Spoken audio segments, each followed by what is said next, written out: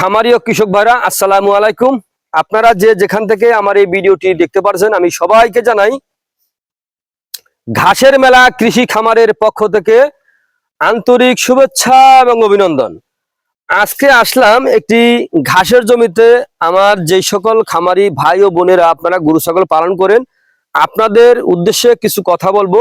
মনোযোগ সহকারে আমার ভিডিওটি না টেনে সম্পূর্ণরূপে দেখবেন।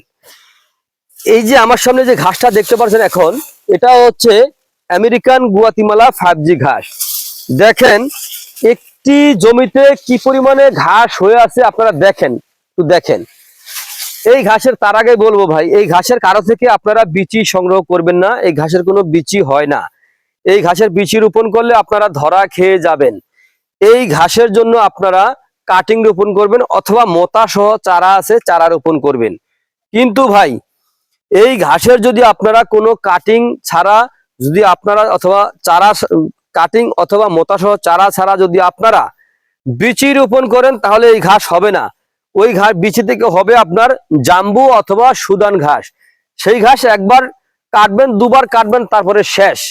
আর এই ঘাস কিন্তু আপনার একবার যদি আপনি রোপণ করেন, কমপক্ষে 5-7 বছর খাওয়াতে পারবেন। এই আমার জমিতে রোপণ করেছি, প্রায় 2.5 বছর হয়ে গেছে। কিন্তু ঘাস দেখেন কত সুন্দর ঘাস হয়ে আছে। আমাদের জমিতে হলে আপনাদের জমিতে হবে। আপনারা যদি এই ঘাস গরু ছাগলকে খাওয়াতে পারেন, তাহলে খুব সহজে আপনার খামারে সফলতা আসবে। কারণ ভাই ঘাসে খরচ কম, দানাদারে খরচ অনেক বেশি। তাই আপনারা যদি গরু ছাগলের খামার করতে চান, তাহলে অবশ্যই আমেরিকান গুয়াতিমালা হাইব্রিড ঘাস চাষ করবেন। তাহলে কম সময়ের মধ্যে আপনার খামারে সফলতা আসবে ইনশাআল্লাহ।